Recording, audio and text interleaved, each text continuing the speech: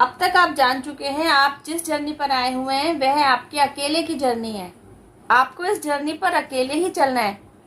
समझने वाली बात यह है कि आप इस जर्नी पर अकेले चलेंगे जरूर, लेकिन आपको आपकी जर्नी के कंप्लीशन तक पहुंचाने के लिए डिवाइन की तरफ से आपको अकेला छोड़ा नहीं गया होता। आपको आपकी जर्नी के कंप्लीशन तक पहुंचाने के लिए बकायदा आपके साथ ऐसे कुछ लोगों का साथ बनाया जाता है।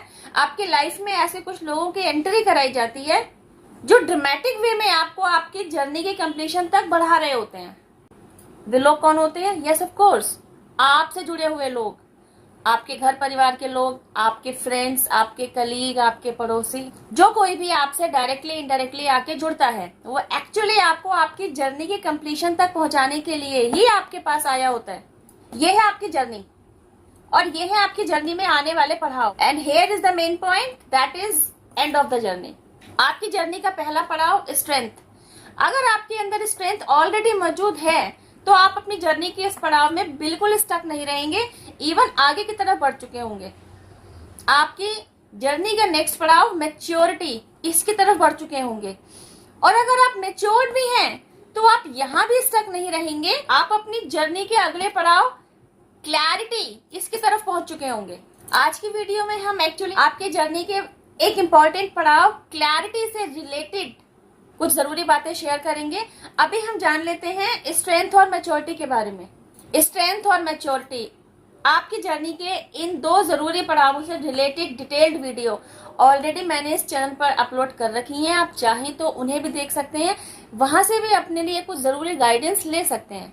उन डिटेल्ड वीडियोज में आप जानेंगे कि आप अपने अंदर स्ट्रेंथ को कब अनुभव कर पाते हैं, कब आप मैच्योरिटी के एक्सट्रीम लेवल तक खुद को पहुंचा हुआ देखते हैं। और आज की वीडियो में हम जानेंगे अबाउट क्लैरिटी, कब आपको सिचुएशन से रिलेटेड, लोगों से रिलेटेड क्लैरिटीज मिलना शुरू हो जाती हैं। पहले हम जान लेते हैं क्लैरिटी क्या है, what do you know by clarity, और यह क्लैरिटी अब तक आपको क्यों नहीं मिल रही थी। क्या इंसिडेंसेस, वे क्या सिचुएशंस आपकी लाइफ में पेश आते हैं जिसकी वजह से आपको एकाएक सिचुएशंस के प्रति, लोगों के प्रति क्लैरिटी मिलना शुरू हो जाती है। क्लैरिटी को आप इस तरीके से समझ सकते हैं, the big picture behind the scene. आपके सराउंडिंग में जो भी सिनेरियो चल रहा है उसके पीछे की बिग पिक्चर, मतलब उसके पीछे का हिडन ट्रूथ, वह तक भी आप अगर समझने लग गए हैं तो इसका मतलब आपको सिचुएशन से रिलेटेड सारी क्लैरिटी मिल रही है। एक एग्जांपल लीजिए, आपके सामने एक ग्लास रखा हुआ है जो कि पानी से आधा भरा हुआ है। अब अगर कोई शख्स उस ग्लास की तरफ इशारा करते हुए आपसे कह रहा है कि वह ग्लास आधा खाली है, तो आप उसकी बात पर ध्यान देते हुए यह देख तो पा रहे हैं, यह समझ तो पा रहे हैं कि वह सही कह रहे हैं, ग्लास तो वाकई आधा खाली है। लेकिन आप बिना उसके बताए, बिना उसके क्लैरिटी दिए यह भी समझ पा रहे होते हैं कि ग्लास की एक अहम पोजीशन यह भी है कि ग्लास आधा भरा हुआ है। उस ग्लास की पोजीशन से रिलेटेड यह वह तथ्य था जो उस शख्स द्वारा आपको कन्वे नहीं किया गया, लेकिन आपने उस पोजीशन से, उस सिचुएशन से खुद से एनालाइज कर लिया कि उसने कहा ग्लास खाली है, वाकई खाली है, लेकिन एक्चुअली ग्लास आधा भरा भी है। देखिए, मैंने आपको समझाने के लिए ग्लास का एग्जाम्पल लिया है। आप इस बात को समझने के लिए अपनी लाइफ से रिलेटेड किन्हीं सिचुएशंस के साथ इस एग्जाम्पल को जरा रिलेट करके देखिए कि आपके साथ सिचुएशन में इन्वॉल्व व्यक्ति आपको किन्हीं सिचुएशंस के चलते किस तरह मैनिपुलेट करता रहा, किस तरह मिसगाइड करता रहा, किस तरह आपका गलत निर्देशन करता रहा, आपको गलत राह दिखाता रहा, किसी के बारे में झूठी पिक्चर तैयार करता रहा, किसी के बारे में झूठा सच आपको बताता रहा, या आपको हथियार बनाकर किस तरह इस्तेमाल करता रहा, या आपके कंधे पर बंदूक रखकर किस तरह चलाता रहा। You have no idea about it. क्यों? Because you were unawakened, you were innocent, you are actually divine child. आप बहुत ही प्यारे बच्चे हैं, आप बहुत ही मासूम बच्चे हैं।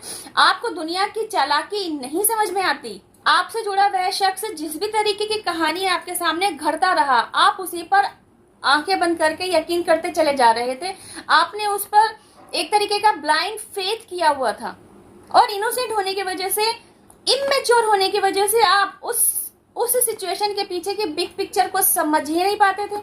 लेकिन जब आप इस पड़ाव तक पहुंचते हैं ना, स्ट्रेंथ आपने पाली होती है, मैच्योरिटी लेवल आपके अंदर बूस्ट हो चुका होता है। अब आपकी बारी आती है कि आपको सिचुएशन के पीछे की बिग पिक्चर भी समझ में आए, आपको आपके सामने चल रहे हर सिनेरियो से रिलेटेड क्लैरिटी मिले, ताकि आप क्लैरिटी से रिलेटेड पड़ाव को भी इजीली पार कर पाए। इसके लिए आपकी लाइफ में कुछ ऐसी डिवाइनली गाइडेड सिचुएशंस को एंटर कराया जाता है जिसके साथ आप डील करते हैं, फाइट करते हैं, उन सिचुएशंस के साथ बाहर निकलने के लिए जिद्दोजहद में लगते हैं, उलझते हैं, उन सिचुएशंस से ओवरकम करने के लिए अपने अंदर आई स्ट्रेंथ का इस्तेमाल करते हैं, अपने मैच्योरिटी लेवल का इस्तेमाल करते हैं, और फिर आप सिचुएशन के पीछे की बिग पिक्चर को समझने के लिए अपने आप को सक्षम बना पाते हैं, क्लैरिटी तक पहुंचते हैं। तब जाकर आपको सिचुएशन से रिलेटेड क्लैरिटी मिलनी शुरू होती है। देखिए गाइज, यह वो आपकी जर्नी का अहम पड़ाव है जहां ज्यादातर लोग ना फंसे रहते हैं। एक बार को सिचुएशन से फाइट करके स्ट्रेंथ भी अचीव कर लेते हैं, सिचुएशन से बाहर आते आते, सिचुएशन से ओवरकम करते करते उन्होंने अपने अंदर अच्छा खासा मैच्योरिटी लेवल भी अचीव कर लिया होता है, लेकिन क्लैरिटी को पाने की क्योंकि उन्होंने कभी कोशिश ही नहीं की होती, इसलिए वे इस पड़ाव में बार बार गड्ढा खा रहे होते हैं। आपको क्लैरिटी किन सिचुएशंस के अंतर्गत चाहिए होती है? यस ऑफ कोर्स, जो सिचुएशंस आपके इर्द गिर्द चल रही हैं, उन सिचुएशंस में कौन लोग इन्वॉल्व हैं? यस ऑफ कोर्स, जो आपके साथ डायरेक्टली इनडायरेक्टली जुड़े हुए हैं। आपके घर परिवार के लोग हो सकते हैं, आपके फ्रेंड्स हो सकते हैं, आपके पड़ोसी हो सकते हैं, आपके कलीग हो सकते हैं, ऐसा कोई शख्स या ग्रुप ऑफ पर्सन जो आपसे जुड़ा हुआ है, कहीं ना कहीं बहुत ही अच्छा इमोशनली बॉन्ड भी शेयर किया है। एकाएक अगर उन्होंने आपकी तरफ से आंखें फिरा ली, वे आपको धोखा देने पर उतारू हो गए, उन्होंने आपको अपना दुश्मन समझ लिया और वे अब चालाकी से आपके साथ दुश्मनी ही निभा रहे हैं। दुश्मन आपको अपना समझे बैठे हैं और दुश्मनी आपसे वे निभा रहे हैं। आपको तो पता भी नहीं है कि उन्होंने आपको अपना दुश्मन समझ लिया है, आप तो जानते भी नहीं है इसके बारे में। और अब उनकी जो हरकतें आपकी तरफ आ रही हैं, वे बिल्कुल दुश्मनी दिखा रही हैं, बिल्कुल दुश्मनी से भरी हुई हैं। तो एकाएक जब ऐसी हरकतें आपकी तरफ आ रही हैं, अब आप शॉक्ड हो रहे हैं कि ये क्या आपके साथ हो रहा है, और जो हो रहा है तो किन लोगों की वजह से हो रहा है? उन लोगों की वजह से जो आपसे जुड़े हुए हैं, जो आपके दिल में हैं। ऐसे सो कॉल्ड अपने लोगों की वजह से आपको आपकी लाइफ में धक्का मिलता है ना, तब आप सोच शॉक में जाते हैं, खुद जिंदा रहने से भी पीछे हट रहे होते हैं, क्योंकि आप इतने मासूम होते हैं। आपका दिल एक्सट्रीम लेवल पर जाकर टूट चुका होता है, तो उसका जुड़ना नामुमकिन होता है। आपने अपनी लाइफ में जो भी सपने संजोए, वे उन लोगों को साथ लेकर संजोए। आप अपनी लाइफ में जो भी सेलिब्रेशन को एंजॉय करना चाहते थे, उस सेलिब्रेशन में आपने उन्हीं लोगों के साथ सेलिब्रेट करना सोच रखा था। मतलब उनसे अलग हटकर भी आपको जीना पड़ेगा, यह तो आपने कभी सोचा ही नहीं था। उनके द्वारा दिया गया झटका आपकी लाइफ में एक टावर मोमेंट लेकर आया। उस टावर मोमेंट में आप टूटे, आप बिखरे, आपने जीने तक की उम्मीद छोड़ी, आपने गिव अप किया, क्योंकि आपका दिल टूट चुका था, आप बिल्कुल बुझ चुके थे।